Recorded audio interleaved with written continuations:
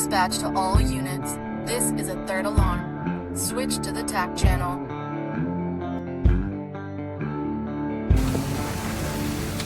You got water.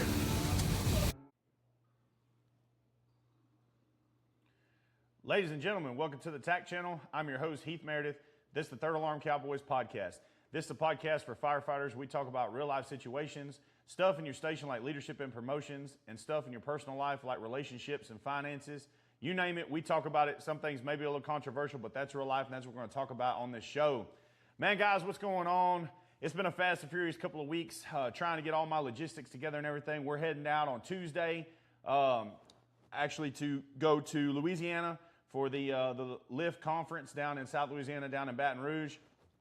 Cannot wait for this, man, guys. The guys down there with the Louisiana Firefighter Foundation actually really hooked us up, got us in with being one of their brew break sponsors for the coffee break area, and then it's also going to be on Tuesday night. We're having the bourbon night, which is going on at the exact same time as Corley Moore's Scrap Live. So, guys, if you're going down there to Louisiana, you're going to be at LIFT. Be sure and come by the booth and see us. I'm bringing a shitload of stuff down there for you guys. A bunch of dudes have been messaging me wanting to know if I'm bringing cigars so they can have them at bourbon night. Absolutely, I will. I'm bringing a whole damn box. So we'll have that. We'll have all the different shirts that we've got in stock. And then next week, we're flying out, going to March Mayhem out in Boise, Idaho. I'm really excited about that, going out there and meet with Marty and the guys. And it's just basically going to be a big-ass reunion between me and Jacob and Mike, Marty, Logan.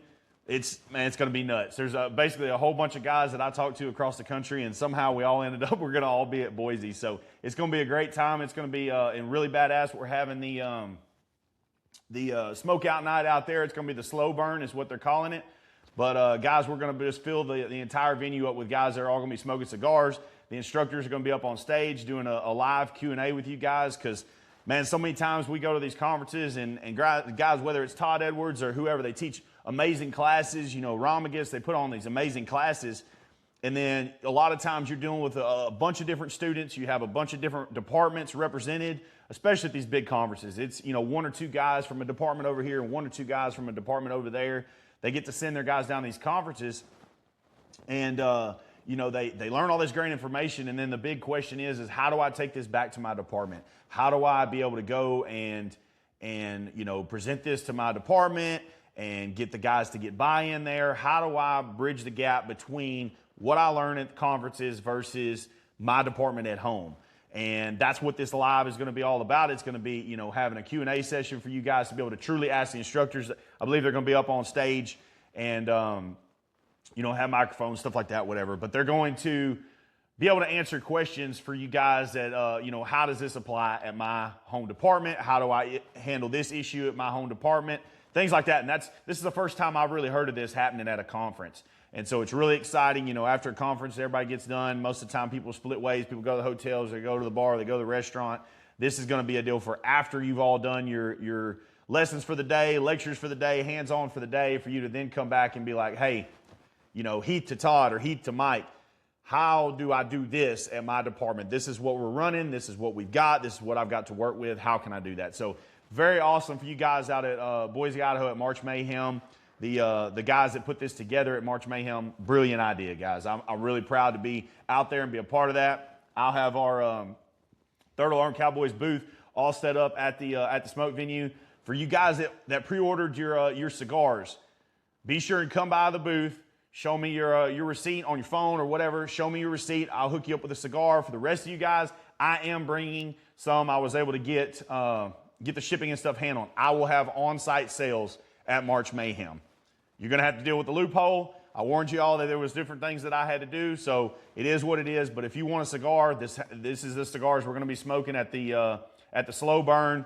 Hundreds and hundreds of guys. I'll be there with the cigars. Come by the booth, pick them up, and come see the rest of the merch that we've got that's all being shipped out for you guys. So lots and lots of stuff going on, man. And then at the end of March, we'll be in Southeast Texas doing a full, basically our full class, our pump to nozzle class, where we're literally covering everything from my lecture, the TAC channel lecture, where we go over decision making and problem solving on and off the fire ground. We'll have that lecture going on Friday evening. Saturday will be all day skills. Sunday will be all day evolutions. We've already got, I think, about 25 in the class. I'm good with about 5 more. So you guys from Texas, anywhere in Texas, this class is TIFMAS and House Bill 2604 approved. So whether you're a volunteer or you're a paid guy in Texas, if you want to attend this, there's still time. You can get in. I'm going to take 3 to 5 more for the class is about all that we can handle. But other than that, guys, it's going to be badass. 2.5 days, 3 days of pretty much just badass shit. That's all I can tell you. It's going to be badass. I'm really thankful to Lumberton Fire and EMS for being able to host this training and let us use their training facility and their stations and all their equipment and all that good stuff. So got a lot going on, man. That's why I've been a little slower on the podcast. I just wanted to be honest with y'all about that's basically where I've been, is trying to get this. I'm sitting on about, I don't know, $10,000 worth of merch and everything like that, and doing the logistics of how I'm going to get some of the amount I need to South Louisiana and then get the other amount I need all the way to Boise, Idaho. It's this whole deal.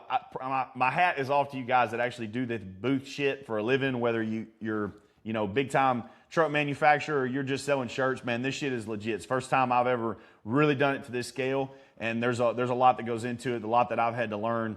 So it's all cool. It's great. It's working out awesome. I can't wait to see you guys there. I cannot wait to see all the shirts that we got repping. The Founding Outlaws have been killing it. Guys, this is a group of guys that I brought on. We started probably about a month ago now, of people that have followed the TAC Channel podcast from the beginning. They've been with the Third Alarm Cowboys from the very beginning. This is also guys that, newer guys that have come on that stood up for us and stood up for what being a firefighter is really about. In recent weeks, recent months, with all craziness, things that go on social media. Dudes that actually take action to make the fire service better is what the Founding Outlaws are all about. I say dudes loosely because we got a couple females that are on there. But guys, this is an awesome group. We've been having a couple meetings and talking, discussing ideas, sharing things. We got everything from small town volunteer people all the way up to, literally from Florida all the way to Washington State. We cover the entire nation. Large departments, huge departments, small departments, volunteer career, union guys, non-union guys. There's a huge gap of people that are in this to come from all walks of life. And it's very cool to see everybody come together and have a love for the fire service and a love for actually doing shit. It's not just, wearing a fist fight shirt and thinking that that's all it takes. It's not just making a Facebook post and that's all it takes. It's actually truly putting action in at their stations, in their houses, with their families, with themselves. And I can't be more proud to be part of this group and see what the future holds for you. So Founding Outlaws, that's a shout out to you guys. Just know that I'm really proud. I'm sorry that things have been insanely busy this week, but you guys are killing it. And even on the the personal challenges that I've been putting you guys through to make sure that you're engaged, to make sure that you're doing shit, man, y'all are blowing it away. So that's pretty damn badass to have a group of guys that are willing to step up and really take action and not just talk about it and not just be about some bullshit. So with that being said, guys, one more thing. I got my Texas Lightning here, First Form, limited edition drink. All you Texas boys that listen, I actually had to pour it on a cup of ice because I forgot to put some in the fridge and it's way better cold. So guys, that's First Form is our pretty much our longest running sponsor. They've been with us since the beginning on believing that we were making firefighters better and really, really, really supporting the mission of this podcast. Understanding that I don't always abide by the rules and play PC, and I'm not out here talking about normal things that firefighter podcasts talk about. There's a million great podcasts that are out there. You guys want to talk tactics, you guys want to talk leadership, you want to talk this, want to talk that, operations. There's plenty of great podcasts that are out there. I wanted to touch on some of that stuff, but I also wanted to coach and teach about real life shit. Talk about divorce, talk about being a parent, talk about finances, talk about fucking up in the fire station, talk about shit that's, honest to God, just not well liked by a lot of people. Mainly because it's things that hit people at home. It's things that make people go look in the mirror at themselves and say, man, what am I doing? And, I explained all that when I wanted to partner up with First Form and get them on as a sponsor. I explained all that and, the interview process and all that kind of stuff. Man, guys, they were all about it. They love firefighters. They love first responders as a whole. And they really love just trying to make people better. So First Form has been awesome for me with that. Of course, I use all their products. My wife uses. They have a kids line. The kids use it. And I drink their energy drinks all the time. I really like them. They're great flavor. They don't have all the shit in them. And, you know, as much as I'm on the road, as many hours as I'm driving, most of the time I'm going to have a First Form energy drink whenever I'm driving to the station or going here or going there. That's just kind of what I grab. It's what my go-to is. I use their pre-workouts for a workout. I use their proteins. I use a lot of their meal supplements to try to get my protein goals in. Right now, I've been really hammered hard down on eating right and really working out, doing 2 days at the station. Trying to do 2 days at home isn't really working out, but I'm at least getting one in. But my biggest thing I struggle with is trying to get my damn protein in. Right now, I'm eating right at 300 grams of protein a day, and you just can't sit here and eat chicken breast all the damn time. So, you know, I eat their supplement meal bars, the level 1 bars. I drink a lot of the shakes, the different flavors. They're all really good. They mix well. They taste great. And then I've gotten where I've even been drinking the shakes at night before I go to bed because I can do 2 scoops. That's 40 grams of protein in the 2 scoops. Not a whole lot of carbs. Go to bed. And the flavor, I love it was a limited edition flavor, but the maple syrup pancake one, it's our maple syrup waffle. It's literally like taking and eating a waffle with some sweet ass syrup. So it curbed my sweet tooth before I went to bed, but then I was still hitting my protein goals. So we've got that. And then the latest one that I've been drinking right after I work out is their peanut butter flavor. That some bitch is amazing. So guys, if anything that you need when it comes to your health and fitness goals, whether it's pre-workout or even just energy drinks because you're on the go like me,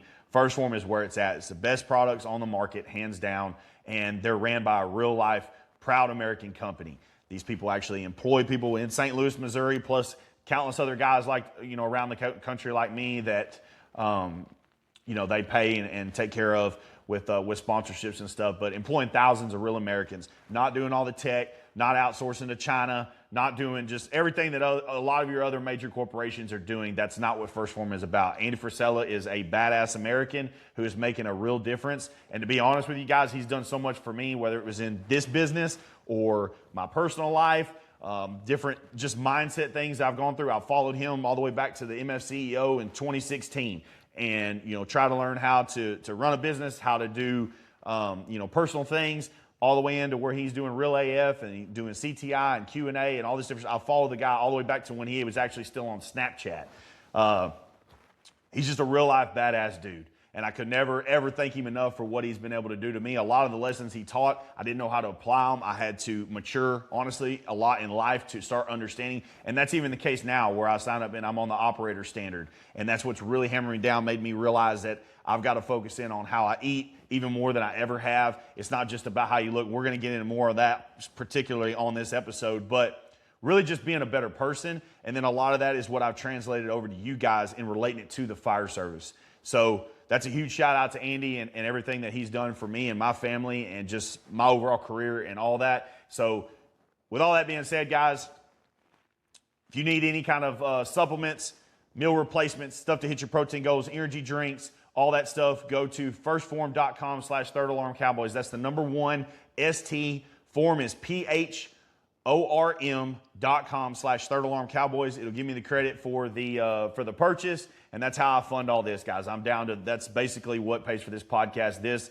you know, in the merch sales. I'm not doing a whole bunch of different sponsors and everything like that, trying to sell y'all some damn Manscaped or some other crazy sponsor. So with that being said, guys, let's get into the meat and potatoes of this show. This one's going to be a little bit quick because I've got a lot that I need to get done this weekend before we leave on Tuesday. But guys, there's been a lot that's been on my mind with doing this Founding Outlaws, dealing with stuff at work, dealing with stuff just as a whole, trying to get everything going on. We still got rodeo season going on. I've got, for clarification, guys, for some of you new listeners out there, I've got 5 daughters.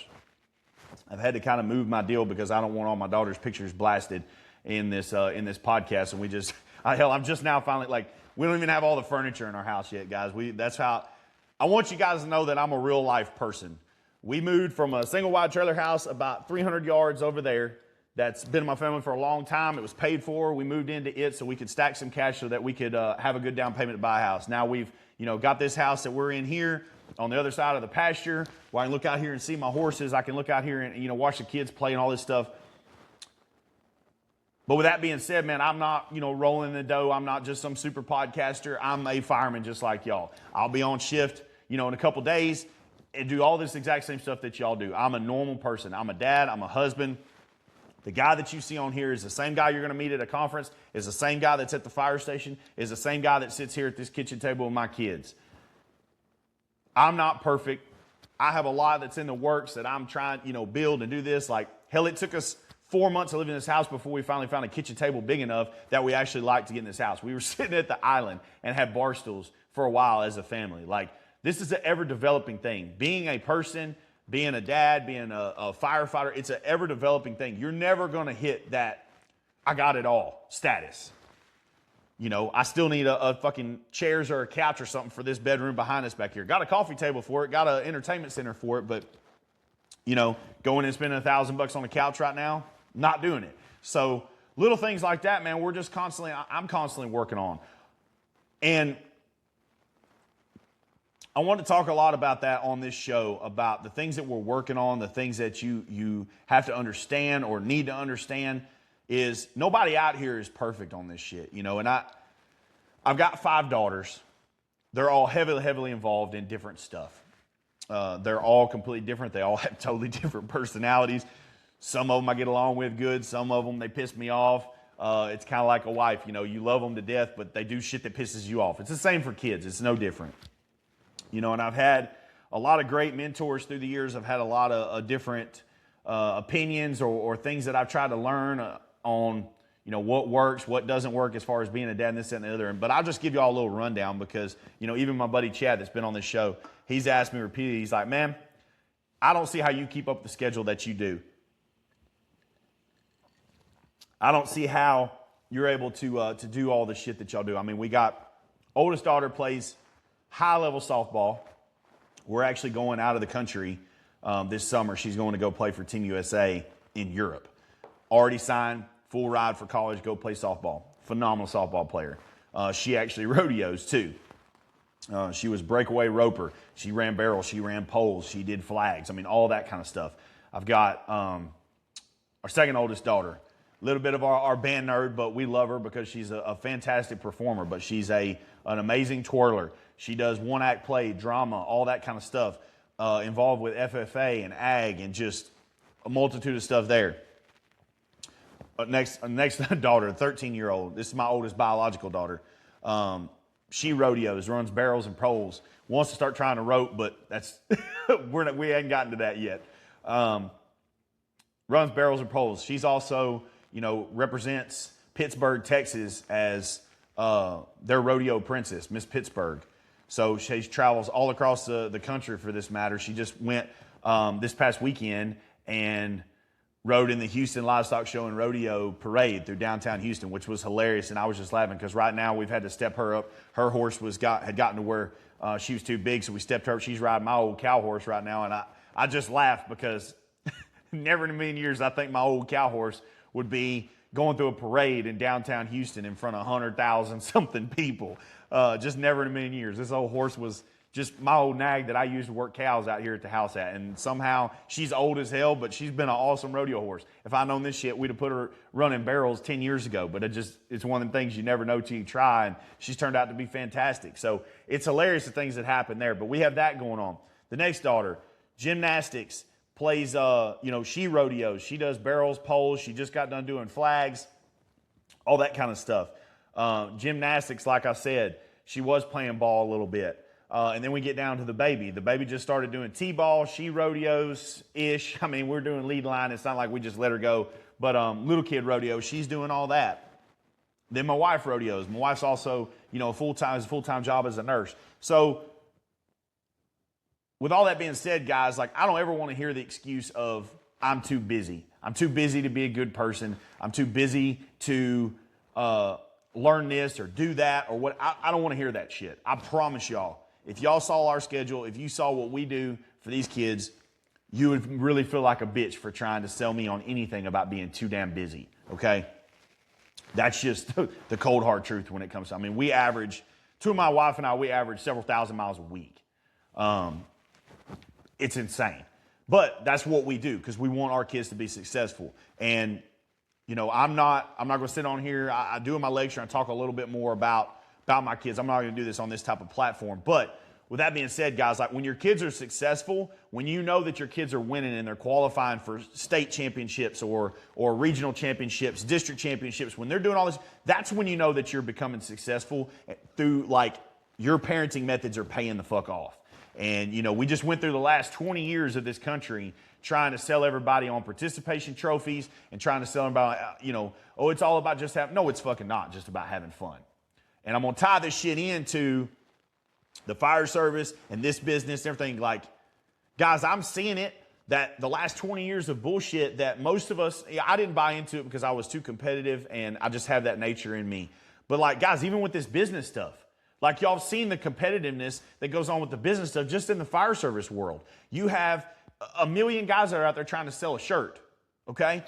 Most of them are getting it like a, you know, drop print, Chinese type bullshit. They want to sell a ha-ha funny shirt, make 20 bucks and roll on, okay? You can make that all day long. You can do that all day long, but are people going to fight for your shirt? Are people going to fight behind the message of what your shirt means? So even in the competitive nature of the fire service businesses that are out there, whether it's training, guys, there's a million fucking dudes. Every conference I put in for the last 2 years, the damn response email, whether it was an acceptance or a breakup email, it was saying the same shit over and over again. We had a record number of presenters. We had a record number of presenters, which means there's a million fucking dudes out there trying to go and teach their shit. Now, where the competitive stuff comes on whether you're successful or not, is your shit impactful?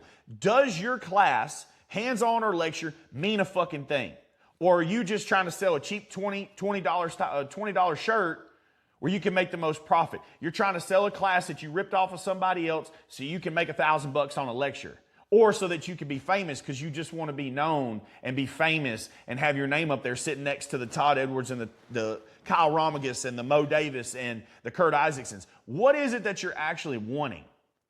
Because I can tell you, if there's that many dudes out there that are teaching these fucking classes and yet you look around and no fire departments are getting any better, then we have a lot of people that are just selling bullshit. Which goes back to the mindset that we've been taught for the last 20 years of everybody gets a trophy. Everybody can pretend. Well, I want to be an instructor and I want to be famous so I can do it. No. And the deal is, guys, and where, you know, we're in the swing. Y'all know about the pendulum swinging. Right now it's in the, everybody's got something to teach. Everybody can get on social media and do a fucking podcast. Everybody. But are you actually making a difference? Are you being impactful? Does your shit matter? Maybe, maybe not. I can't answer that for you. I hope it does. I hope you're teaching great information. But the deal is with that is at the end of the day, guys, everybody ain't a fucking winner.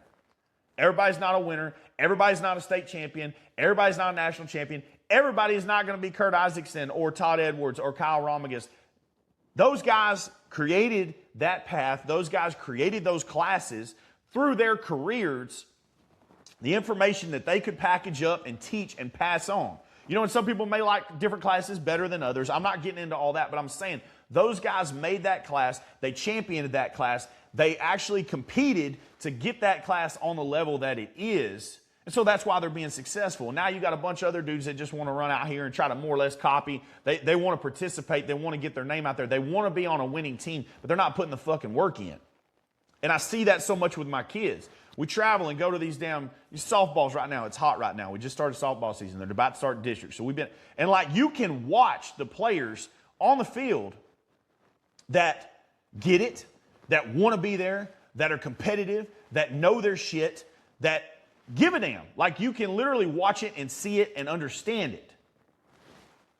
Other players, you can tell they're just out there because they want to be like part of the thing. They want to be on the winning team, but they don't want to do what it takes to win.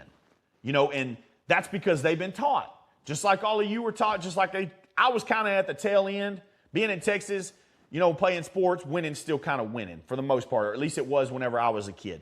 Then we went through everybody gets a trophy, but that was kind of after me. But you can literally see the people on the field, they're like, oh, it doesn't matter. Winning doesn't matter. I just want to be on the team. Okay. You know, and that's where I'll start tying all this shit together as far as, you know, being a dad, raising kids to fucking win, sitting at this table right here and teaching my kids like, hey, man, this business shit is hard, guys. I can tell you all the bullshit that your schoolhouse is teaching you about running a business doesn't fucking work in the real world. This is cutthroat as fuck. There's different times where, I've learned that it's even more cutthroat than even I thought. So a lot of you guys have been a witness to that shit. There is winners and losers in business, just like there's winners and losers in the career field. There's winners and losers on a ball field, football field, court. It doesn't matter. Anything, competition drives this shit. It does. Competition has to drive your fire stations and your crews. It absolutely does. A couple episodes ago, I talked about dudes not knowing simple shit on spotting apparatus or knowing simple shit about, handline operations, pump operations, all this kind of stuff because we've been like, oh, hey, go get the certification, and that means you automatically know all this great information and you're qualified. I beat that shit up literally till I'm blue in the face. But then I'll go and watch a ball game with my kids. And I'm talking about kids that have been playing select elite travel ball for most of their lives. Things that they should know about the game that they don't, okay? Just like firefighters should know how to spot an apparatus at a structure fire, but they don't.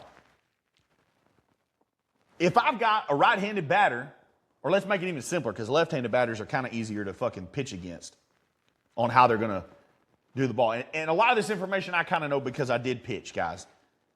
But if I jam somebody on the inside on a pitch, whether they're right-handed or left-handed, if they actually make contact with the ball, they're going to be pulling the ball. So if it's a right-handed batter, I jam them inside, they make contact, it's going to pull to left field. Unless they're way behind the ball. If they're way behind the ball, it's going to pull to right field, but it's probably not going to be worth a shit on the hit. In order to make contact on that, they got to get ahead of it, and they're going to pull the ball, left or right-handed. So if I'm a fielder, my entire job is being able to know the pitch calls, which one thing I don't like about today's baseball and softball, I don't know how bad baseball is about it, but softball, I don't like coaches calling the pitches from the dugout. I'm not a big fan of that. That needs to be something between the pitcher and the catcher and the fielders. But anyways, whatever, they'll call. So they call a number, hey, 315, 315. And everybody's got their fucking little arm thing on. They look, okay, pitch number 315. All right, that's an inside fastball. Inside low fastball, whatever. So I know if I'm going to jam them on the inside and it's low, it's probably going to pop up to the left field. That's usually the mechanics of how that's going to play out. But what we need to do is if I know those plays, those plays are getting called out, those pitchers are getting called out, I'm going to shift my fielders, especially my outfielders. Center field's going to move over to the left a little bit. We're going to cover where the ball is going to get pulled to if they make contact. We're going to cover that. Now, you may get caught with your pants down. We all know that kind of shit. We also know, like, hey, if they're going to if they try to throw down a bunt, whatever. Okay, I'm not going to try to explain the mechanics of fucking softball and baseball right now to you guys. But you should just know that if certain pitches are getting called between a pitcher and a catcher, the fielder should move in projection of where that ball is potentially going to go, a high probability of where that ball is going to go if they actually make contact. That's how you actually cover the field to properly play ball, especially in softball because it's such a fast-moving sport. It's way faster than baseball is. The field is closer, the ball's bigger, the hits are faster, the pitches are fast. I mean, there's a lot to it, okay?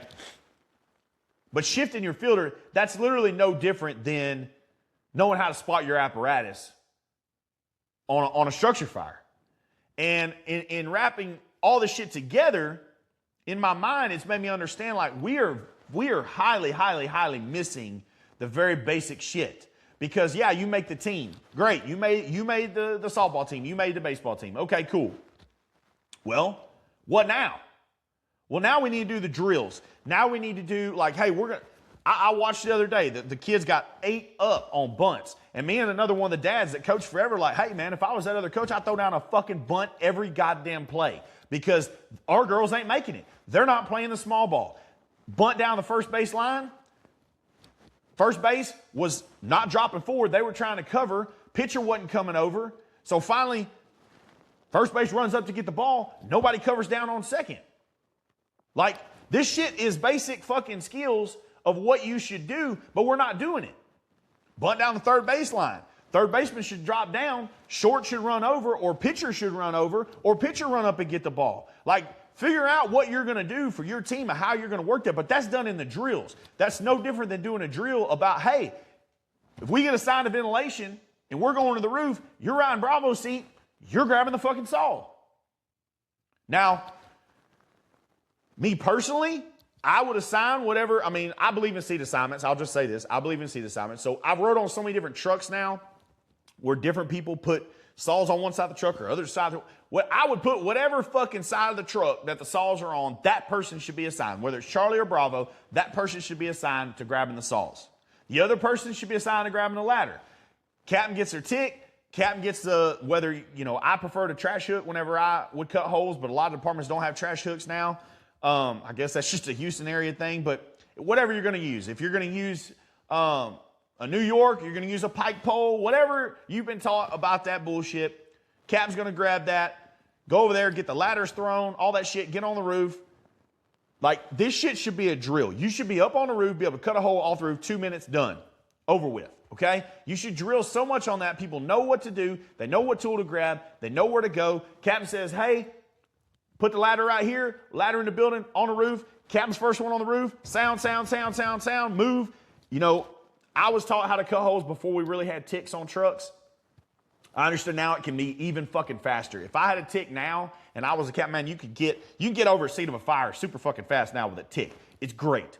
But, you know, we still had to cut some inspection holes. You kind of looked at the building construction. You saw where you saw fire or where your guys were calling in fire over the radio, went to that area, cut an inspection hole. If you're getting some smoke, okay, cool. If not, you know, you kind of move. You have to kind of do it, roll with the flow on that. But now you got a tick. Hell, I'm right over the seat of the fire. Get your hole cut and get the fuck off the roof. That is done through drills. That's not something that's like, oh, yeah, we'll figure it out when it comes to it. No, absolutely not. If you're assigned to that, you should be able to fucking do that. Now, there is trucks and districts like where I work now, we don't cut a whole lot of holes. It's not really our thing. We're on an engine crew. The structures that we have are very, very old, or they're old school, like trailer houses. Very, very rarely do we cut holes, which means when we do have to cut a hole, we better really know our shit. So, you know, and you're also not going to put a whole crew on the roof where we cut holes. Like, there's so many other different aspects, but it's some shit that you got to drill down on and fucking have handled, just like if you're on that ball field and you know, like, hey, this is the play. It's no different than on a football field. Like, you better know the difference between a fucking post route or a reverse. Do you know the difference? Because I can tell you there's a lot of fucking people that don't. That's two totally different sides of the fucking field at this point. So we can literally tell people, yeah, you got certification, so you're qualified, but then they don't know the basic shit about doing that actual job.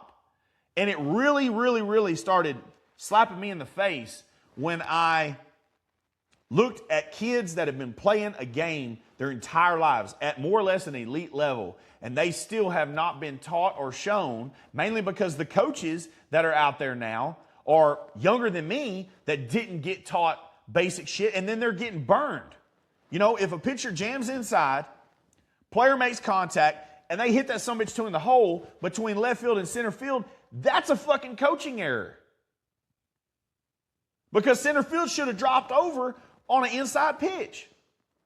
So now you get burned. They hit it to the fucking fence. Center or left field's got to run and figure out who's going to get it, hit your relay man, and then by that time they're probably on third, if not going home, if they're fast as shit.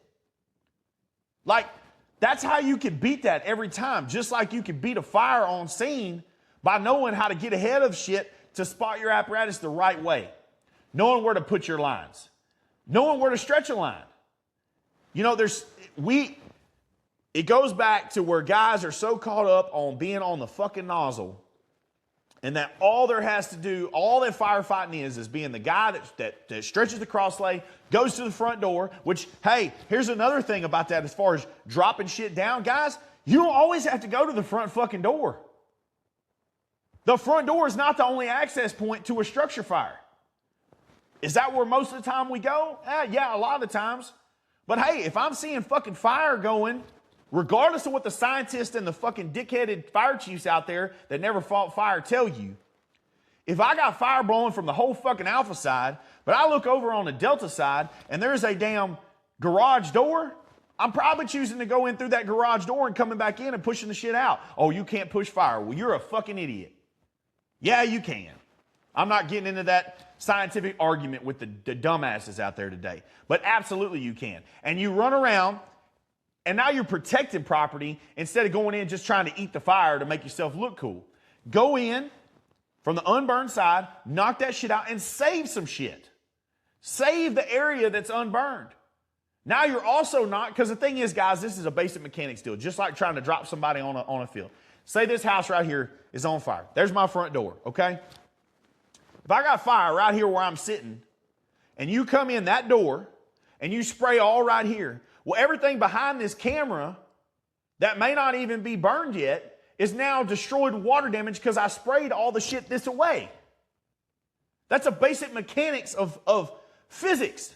You're spraying water, okay? You may not be pushing fire, but you're pushing fucking water and air all that way. Now you've destroyed everything there because this room is all going to be full of smoke. So now you push, because you can push.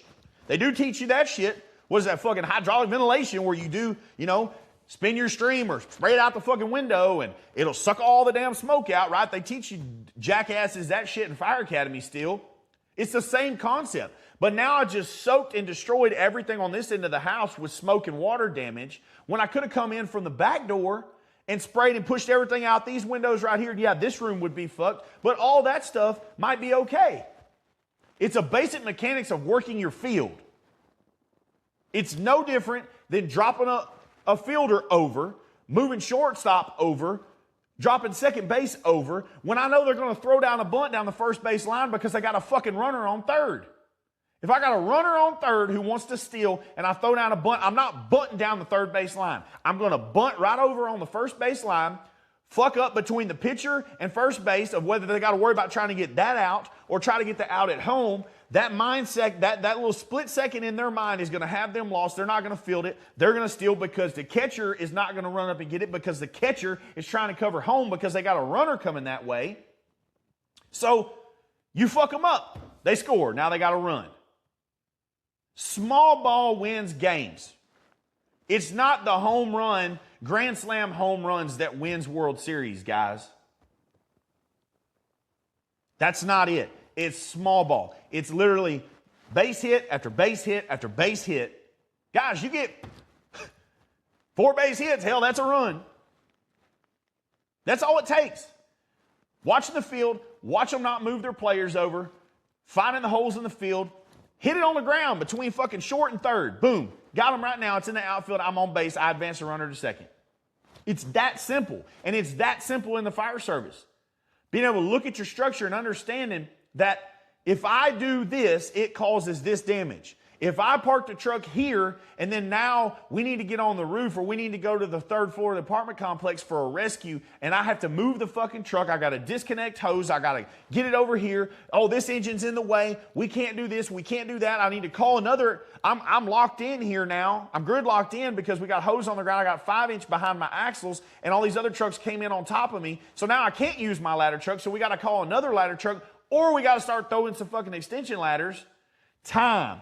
That makes all the different things that will kill you or kill your victims the seconds, just like it's seconds in a fucking ball game, guys. It is seconds, milliseconds in a baseball or softball game about where I throw down that bunt is whether they're going to field it and they're going to score a run or not. Or if I'm throwing the bunt, we're going to score a run. It's the same deal on the fire ground. Where I park that truck to throw down that bunt can make the whole difference of the rest of the incident. Stop being like this, worrying about, oh, I got to be on the nozzle because we got to pull the nozzle in the front fucking door because that's the only way we've ever done it because that's all we ever know. It's this. And you can't win a game being like this. You can't see the rest of the field because you're like this. And guys, I'm going to tell you, fire chiefs out there, I'm going to challenge you hard, very hard. If your guys are like this, do not fucking promote them. I don't care how many years they have in because they may have 20 fucking years in and have been on an ambulance forever and still be tunnel visioned as fuck on a fire ground. They're not ready for that officer seat.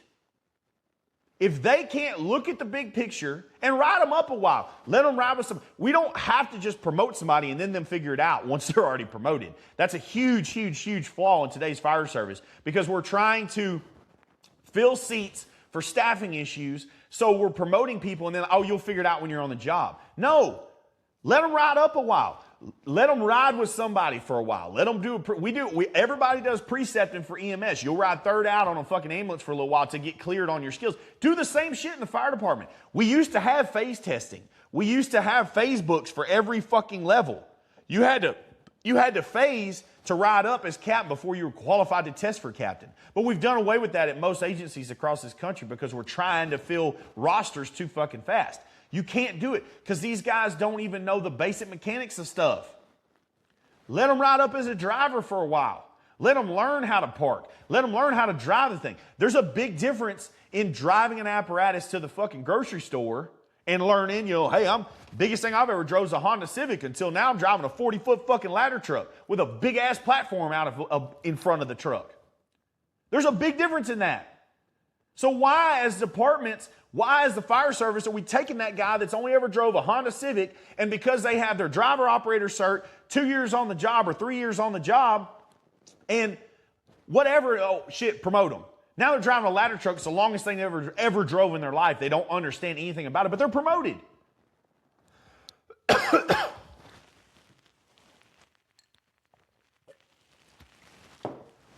And it's happening everywhere.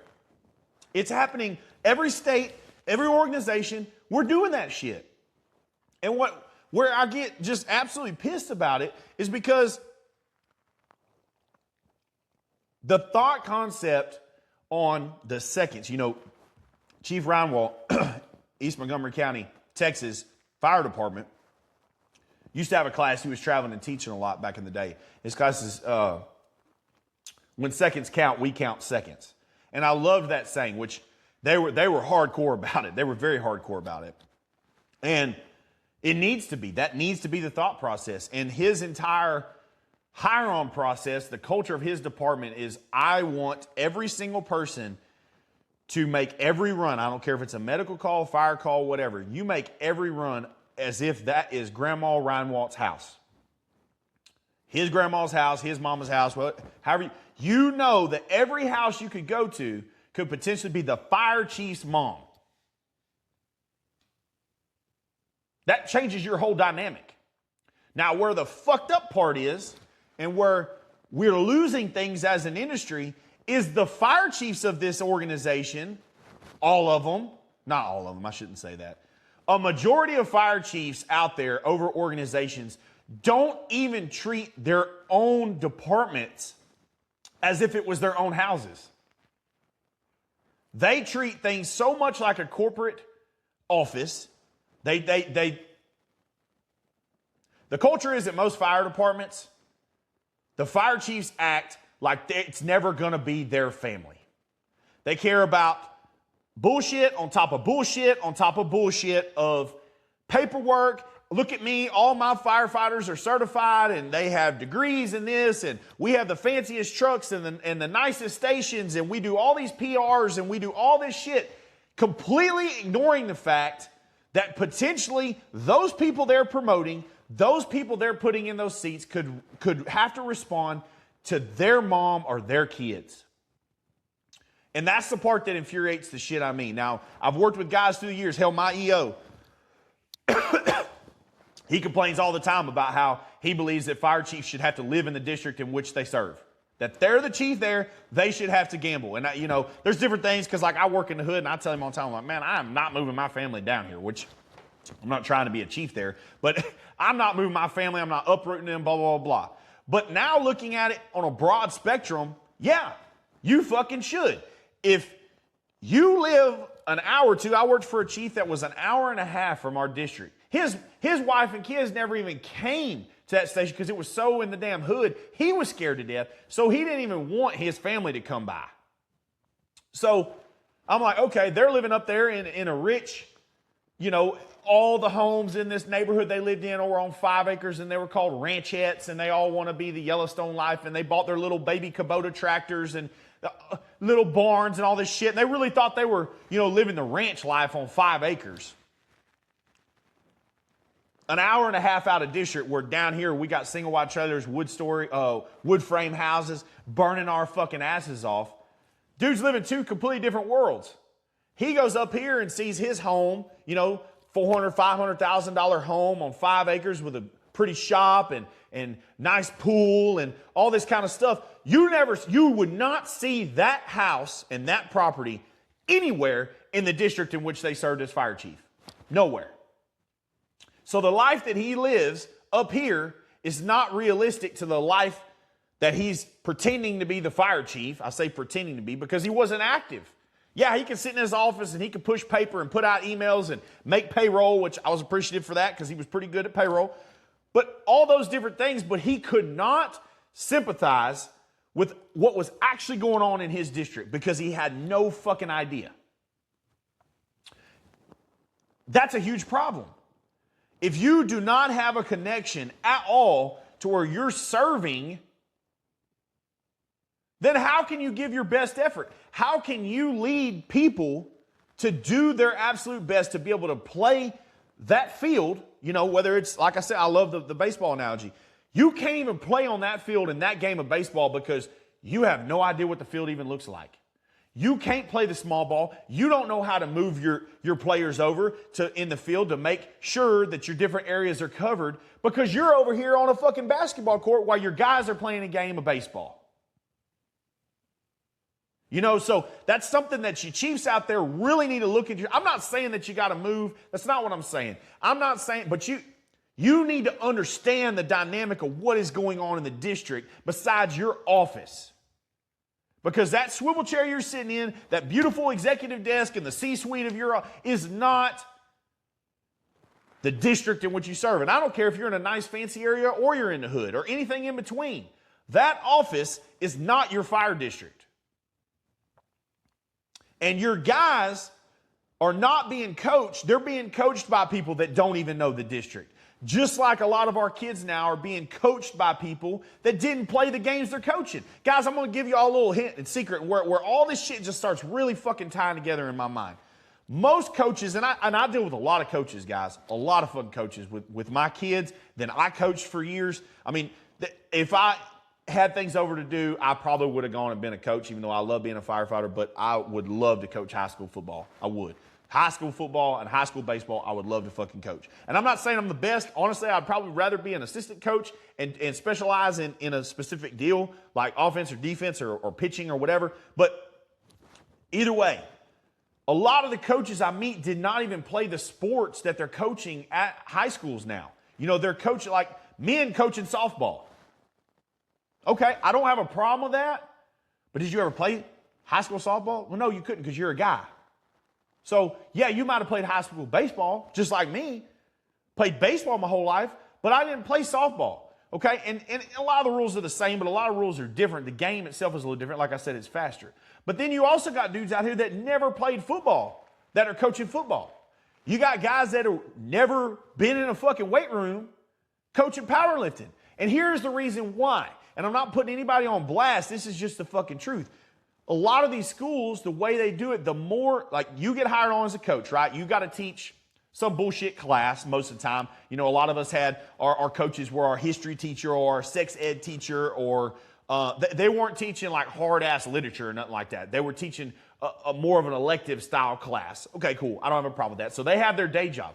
But every sport that they bring on and coach at is a different coaching stipend. So like here, my local schools are small. It's like $6,000 a year added to their salary for every sport they coach.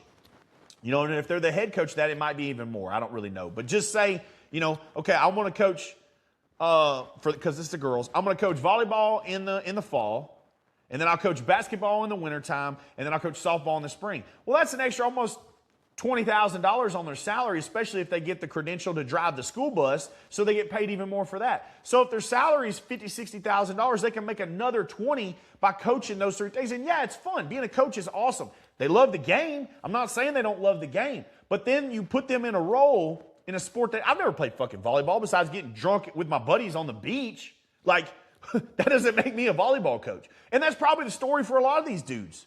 Guys don't play volleyball in collegiate sports or anything like that. And like, I've asked coaches, like, hey man, did you play baseball? No, not on a competitive level, but I played at rec baseball in college when I was getting my kinesiology degree. And I'm not hating, but that's literally the story for most of these people. And so it's the same in the fire service where, you know, these people didn't do it, so they can't teach it. They can't coach it. Well, now you have a bunch of people in the fire service that have never done it, so they can't teach it. But some of this shit, guys, you'll get killed on a fire ground behind the small stuff. Literally. They say it all the time. They blame it on complacency. I think in our generation and older, it was complacency. Complacency kills for older people. But I'm going to say it's ignorance, and ignorance is not a bad thing. For those of you that don't know, ignorance is not knowing something, never being taught something. That's actually what ignorance means. It's not really an insult. Stupid is an insult. Ignorance is never being taught. What is getting guys hurt and killed now, and what is going to continue to get guys hurt and killed is ignorance, because they've never been taught the stuff. I go and I teach and I have these conversations and I try to bring up topics about firefighter survival. Teaching guys how to breathe through a fucking P-trap. Never heard of that. There's people that have never heard of that. Teaching guys, hey, if you're in a massive warehouse, commercial property, and it's, smoke and you get lost, how do you find your way out? I encourage you all, shoot me a message of how you find your way out if you were dropped in the middle of a warehouse, full of smoke, you can't see shit, absolute zero visibility, and you're crawling on your hands and knees. How do you find your way out? Where it's over 50 to 100 feet in every direction to a wall. Let's just say that. How do you get out? No tick, no tool, just you and your gear and your air pack. How do you get out? Shoot me a message, and I want to genuinely know who has ever been taught this shit. There is a lot of tips and tricks out there for old school guys that they forgot more than they ever told me. I've forgot more than what I try to tell everybody I ever work with, but that doesn't mean I get to teach every fucking person out there. Now, when I go do my lecture, I teach all this kind of stuff. Like, I do. I teach guys that I work with. We just had a huge conversation in my part-time the other day about firefighter survival. But see, that shit should be mandatory if you're on the field of play of being a firefighter. Meaning if you're in suppression, operations, this shit should be stuff that you're taught. But how are you going to get taught by people that have never done it? You can't have a coach that can teach you the small ball that didn't play the game. Okay? That's the truth of it. And I'm not calling anybody out. I'm not talking shit. You're in the spot. Chiefs out there, you're already in the spot. I'm not taking your job from you. But what I'm telling you is now you need to start allocating funds instead of buying new flight cars, instead of, I need a new desk for my fucking office. Now you need to spend the money to get your guys taught the small ball. If you can't promote people in your ranks that know the game, then you're going to have to hire some people to do it. Because getting guys killed behind ignorance is where we're headed. Is 100% where we're headed. And I don't want to see that. I do not want to see that. I don't want to see people get hurt or killed behind lessons we already fucking learned. The fire service is great about when we get somebody killed, we make mandates and new rules, and NFPA comes out with new standards and all this shit so we can prevent people getting killed in the same way that they just got killed in. But we're not implementing them and we're not sharing them, and then 3 years down the line it's completely fucking forgotten about. I'm going to tell one more story. I'm going to leave it with this. Houston Fire Department, Southwest End Fire. One of the worst tragedies in the history of the fire service and the Texas fire service for sure. But for HFD, terrible, terrible, terrible. Lawsuits come out. Motorola gets sued for their digital programming. The radios didn't fucking work. The guys didn't get out on the radios. Radios were complete dog shit. Massive lawsuit goes down. Millions and millions and millions of dollars go out to these families. Because why? The shit didn't fucking work. And then now I look up, and it's been years later. The lawsuits have gotten forgot about. The money's been, the family's got their money. The city got its money. All this different shit. And what are we doing? Because of NFPA mandates and FCC mandates and a bunch of fucking people that aren't going to be the ones going into these fires are now pushing all the regulations and all the new technology and all this. Now everybody's going to the digital fucking radio systems that got those people fucking killed and why they couldn't find them. So we learned a hard lesson by putting 4 in the ground that day, and then Captain Dowling, God rest his soul, held on to life to the best he could for several years before he finally passed from his injuries that he sustained at that fire. And we're going to repeat it now everywhere. Now all the departments are going to the same bullshit type technology in the radio systems that didn't work that day because it's forgotten about. Because we forget the small ball. Y'all want to know how important small ball is of knowing how to field a fucking bunt? Having a radio that works when I try to call a mayday and it does more than just going doo, doo, because it has no signal. We've already done this. They've already thrown down that bunt. We didn't field it. The other team scored on us. We're losing the game because we're losing firefighters. And then now we're going to throw down the exact same fucking play. Because we're not focused on the little shit. It's ignorance. What we don't know is what's killing us. And we don't know it because the right people aren't out there teaching it. We don't want to pay them. We don't want to recognize their experience. We don't want to recognize their abilities because we have bias against them or whatever the multitude of reasons. They're not our caliber of fucking people. They're a dumbass. I've heard that. You're just a dumb East Texan.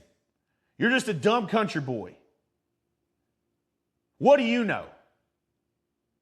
Well, I know a lot fucking more than to buy the same radio system of the one that got my brothers killed a few years ago. I know more than that.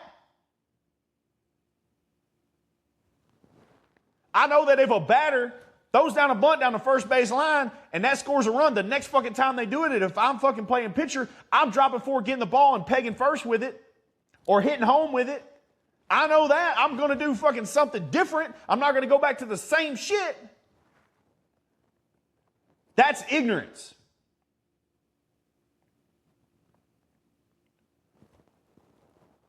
What we don't know is killing us. And what we do know, and we're repeating it, is stupidity.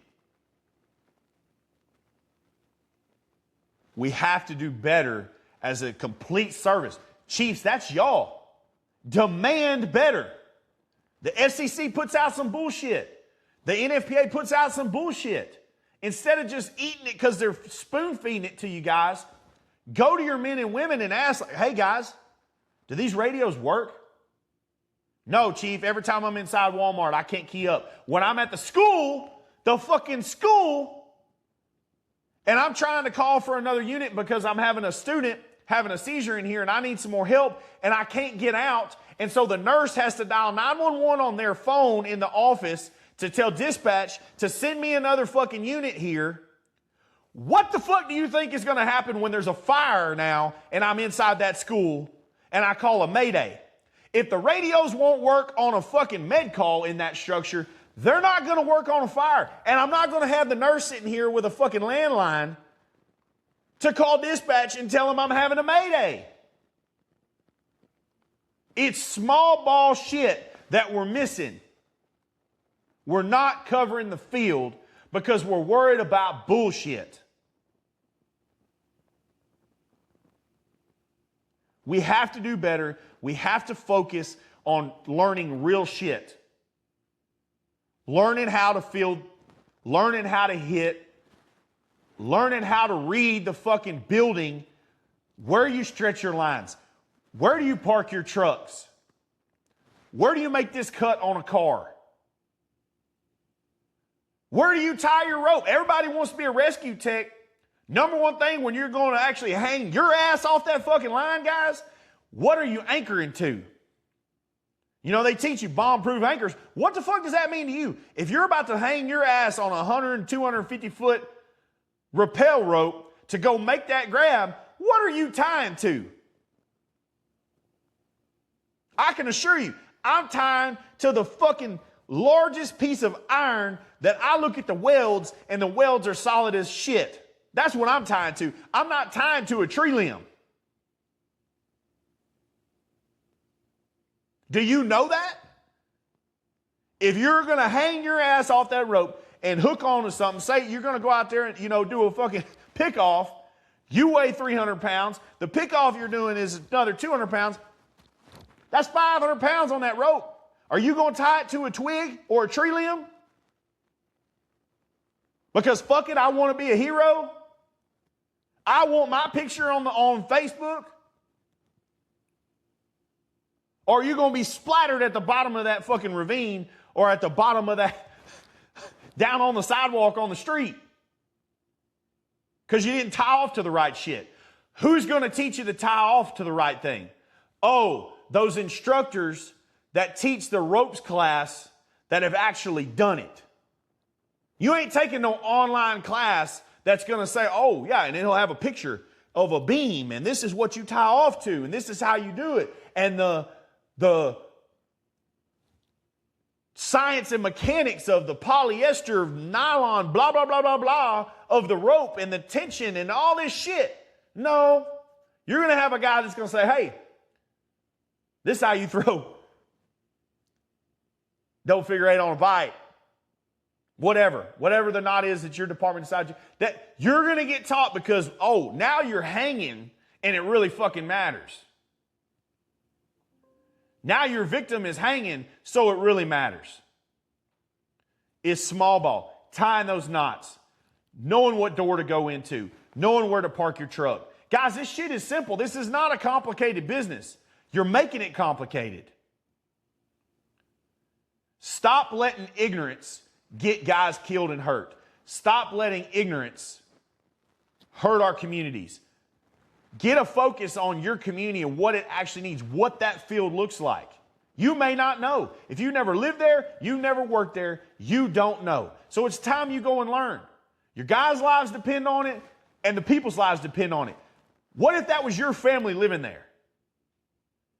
Bet your family on your district. If you don't want your family living there, then you're the fucking problem. You should, I'm not saying you have to move, guys, like I said, but you should be so proud and know that your department is so fucking solid that you would be willing to bet your family's safety behind it. You're the chief. You're it.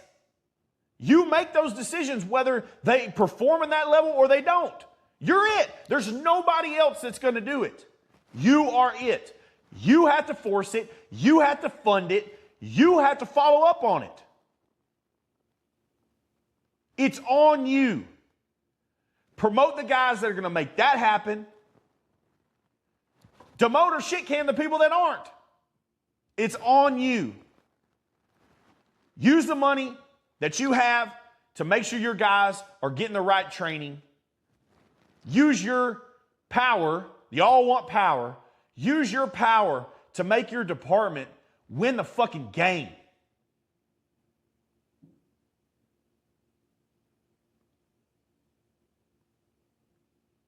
With that being said, guys, I got a lot of shit that I got to get done today. Before we head out here in a couple days, I still got to get everything packed up. So, with that being said, we'll see y'all at Lift. We'll see y'all at March Mayhem.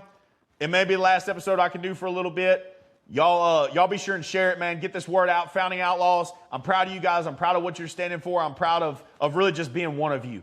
Y'all are phenomenal individuals that actually stand up for doing something and taking action and not just being on Facebook and talking shit and leaving comments. You're actually doing real shit, and I'm very proud of that. I'm proud to know every single one of you guys. The rest of you firefighters out there, it's time to step the fuck up.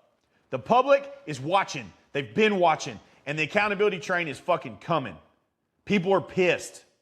And when the stats come out, The more of these city council meetings that I'm going to get seeing, I'm going to give y'all one more fucking thing, man. The deposition, you all need to go watch the declassified deposition from the fires in California for a couple of years. Guys, people are watching that shit. And what you guys don't understand, and what people need to understand real fucking quick, that guy in that deposition is showing the incompetence and the ignorance of the fire service. The laziness, the fucking bad politics, the wrong people getting promoted. He's laying it all out there. And what you guys got to understand that don't really know how the court system works, when a case goes and is finalized, that creates case law. Win, lose, whatever. That's the case law. He's now put all this deposition as part of the case law because it's part of sworn statements and testimonies that are being put into evidence in this case.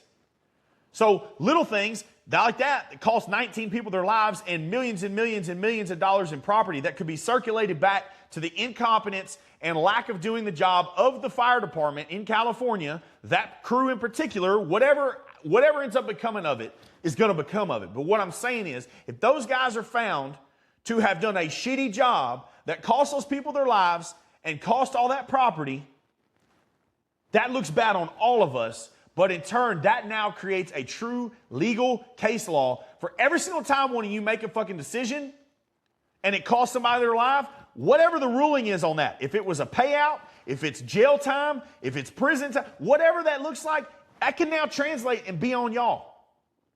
So do your fucking job. Ignorance is not an excuse. You have to learn to do your job. Play small ball, learn the fucking game. And learn the game not from all these instructors that are just wanting to be famous on Instagram or Facebook and they put in for these conferences to go make a quick $1,000. Learn from people that are actually fucking doing it. Learn from people that really understand the job and can teach y'all the small ball. If they didn't play the game, they can't coach the game. It's that simple. Guys, with that being said, go to thirdalarmcowboys.com. If you're interested in a training, shoot me an email, thirdalarmcowboys@gmail.com. We'll see you all on the next one.